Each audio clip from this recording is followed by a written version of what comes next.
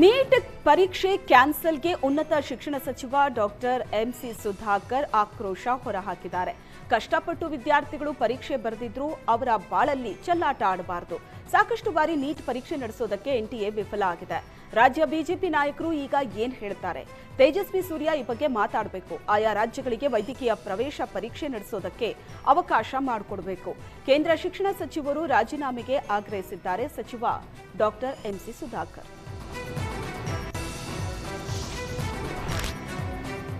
Neat ಪರೀಕ್ಷೆ ರದ್ದು ಬಗ್ಗೆ ಮಾತನಾಡಿದ ಕೇಂದ್ರ ಸಚಿವ ಕುಮಾರಸ್ವಾಮಿ, ನಮ್ಮ ರಾಜ್ಯದಲ್ಲಿ ಎಷ್ಟು ಬಾರಿ ಪರೀಕ್ಷೆ ಮುಂದೆ ಹಾಕಿದ್ದೀರಾ? ನಮ್ಮ ರಾಜ್ಯದಲ್ಲಿ ಕೆಪಿಎಸ್ಸಿ ಸಂಸ್ಥೆಯನ್ನ ಸರಿಪಡಿಸಲು ಆಗಲಿಲ್ಲ. ಈಗ ಏನ್ ಮಾತನಾಡ್ತಾರೆ? ಕೆಪಿಎಸ್ಸಿ ಸಂಸ್ಥೆ ಹಾಳಾಗೋಕೆ ಪ್ರಾರಂಭ ಆಗಿದ್ದು ಕಾಂಗ್ರೆಸ್ನಿಂದ. ಸಿಎಂ ಎಲ್ಲಾ ತೊಳಿತೇವೆ ಅಂತ ಅಂದ್ರು. ರೀಡು ಮಾಡಿಕೊಟ್ಟ ವ್ಯಕ್ತಿಯನ್ನ ಕೆಪಿಎಸ್ಸಿ ಅಧ್ಯಕ್ಷ ಮಾಡಿದ್ರು. ಯಾರೋ ಮಾಡಿದ ತಪ್ಪಿಗೆ ಕೇಂದ್ರ ಸರ್ಕಾರದ ಮೇಲೆ ತಪ್ಪು ಹೊರಿಸಲು ಆಗಲ್ಲ ಅಂತ ಕುಮಾರಸ್ವಾಮಿ ಹೇಳಿದರು.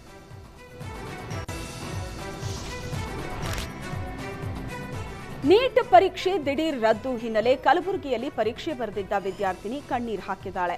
ಮರುಪರೀಕ್ಷೆ ವಿಚಾರ ಕೇಳಿದಾಗ್ನಿಂದ ಮನೆಯಲ್ಲಿ ವಿದ್ಯಾರ್ಥಿನಿ ಭೂಮಿಕಾ ಕಣ್ಣೀರು ಹಾಕ್ತಾ ಕೂತಿದ್ದಾಳೆ. 1 ವರ್ಷದಿಂದ ಪರೀಕ್ಷೆಗೋಸ್ಕರ ನಿರಂತರ ಸಿದ್ಧತೆ ಮಾಡಿಕೊಂಡು ಉತ್ತಮ ರ್ಯಾಂಕಿಂಗ್ ನಿರೀಕ್ಷೆಯಲ್ಲಿದ್ದ ಭೂಮಿಕಾಗೆ ಆಘಾತ ಆಗಿದೆ. ಮರುಪರೀಕ್ಷೆ ಮಾಡೋ ಮುನ್ನ ನಮ್ಮಂತ ಪ್ರಾಮಾಣಿಕ ವಿದ್ಯಾರ್ಥಿಗಳ ಬಗ್ಗೆ ಸರ್ಕಾರ ಯೋಚಿಸಬೇಕು. ಈ ರೀತಿ ಬೇಕಾಬಿಟ್ಟಿ ಪರೀಕ್ಷೆ ನಡೆಸೋದು ಸರಿಯಲ್ಲ ಅಂತ ಬೇಸರ ವ್ಯಕ್ತಪಡಿಸಿದ್ದಾಳೆ.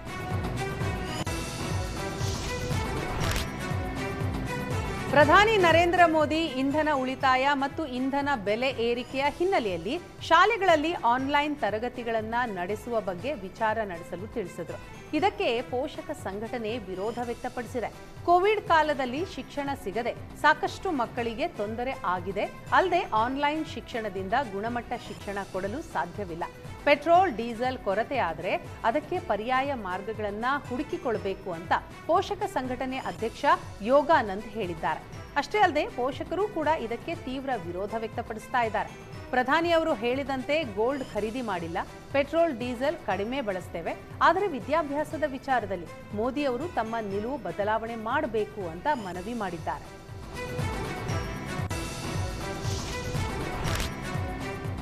ಶಾಲೆಗಳಲ್ಲಿ ಆನ್ಲೈನ್ ತರಗತಿಗಳನ್ನು ನಡೆಸುವಂತೆ ಪ್ರಧಾನಿ ನರೇಂದ್ರ ಮೋದಿ ಸಲಹೆಗೆ ಖಾಸಗಿ ಶಾಲಾ ಒಕ್ಕೂಟ ವಿರೋಧ ವ್ಯಕ್ತಪಡಿಸಿದೆ. ಕೋವಿಡ್ ಕಾಲದಲ್ಲಿ ಶಿಕ್ಷಣ ಹಿನ್ನಡೆಯಾಗಿದೆ. ಶಿಕ್ಷಣ ವಿಚಾರದಲ್ಲಿ ಆನ್ಲೈನ್ ತರಗತಿಗಳನ್ನು ನಡೆಸಿದ್ರೆ ಗುಣಮಟ್ಟದ ಶಿಕ್ಷಣ ಕುಸಿಯೋ ಆತಂಕ ಇದೆ. ಚಿನ್ನ ಖರೀದಿ, ಪೆಟ್ರೋಲ್ ಡೀಸೆಲ್ ಕಡಿಮೆ ಬಳಸುವಂತೆ ಸಲಹೆಯನ್ನ ನಾವು ಸ್ವಾಗತಿಸ್ತೀವಿ. ಆದರೆ ಶಾಲೆಗಳಲ್ಲಿ ಆನ್ಲೈನ್ ತರಗತಿ ನಡೆಸೋದಕ್ಕೆ ನಮ್ಮ ವಿರೋಧ ಇದೆ. ಶಾಲೆ ಪ್ರಾರಂಭವಾಗೋದಕ್ಕೆ 20 ದಿನ ಬಾಕಿ ಇದೆ.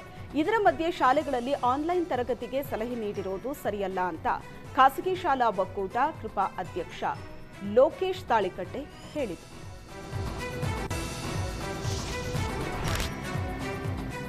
ಸುಪ್ರೀಂ ಕೋರ್ಟ್ ಗ್ರೇಟರ್ ಬೆಂಗಳೂರು ಪ್ರಾಧಿಕಾರದ ಅಡಿಯಲ್ಲಿರುವ 5 ನಗರ ಪಾಲಿಕೆಗಳಿಗೆ ಚುನಾವಣೆಗಳನ್ನು ಜೂನ್ ವೇಳೆಗೆ ಪೂರ್ಣಗೊಳಿಸಬೇಕು ಅಂತ ನಿರ್ದೇಶಿಸಿತ್ತು. ಆದರೆ ಸರ್ಕಾರ ಮತದಾರರ ಪಟ್ಟಿಯ ವಿಶೇಷ ಪರಿಷ್ಕರಣೆ ಮತ್ತು ಜನಗಣತಿ 2026ರ ಕೆಲಸದಲ್ಲಿ ಸಿಬ್ಬಂದಿ ತೊಡಗಿಕೊಂಡಿರೋದ್ರಿಂದ ಹೆಚ್ಚಿನ ಸಮಯಾವಕಾಶ ಕೋರಿದೆ. ಈ ಬಗ್ಗೆ ಪ್ರತಿಕ್ರಿಯೆ ನೀಡಿದ ಜಿ ಪರಮೇಶ್ವರ್, ಆದಷ್ಟು ಬೇಗ ಚುನಾವಣೆ ಆಗಬೇಕು ಅಂತ ನಮ್ಮೆಲ್ಲರ ಅಭಿಲಾಷೆ. ಆದರೆ ಚುನಾವಣೆಗೂ ಈಗಲೇ ಅಧಿಕಾರಿಗಳನ್ನ ಕ್ರೋಢೀಕರಿಸೋದು ಕಷ್ಟ ಅಂತ ಹೇಳಿದರು.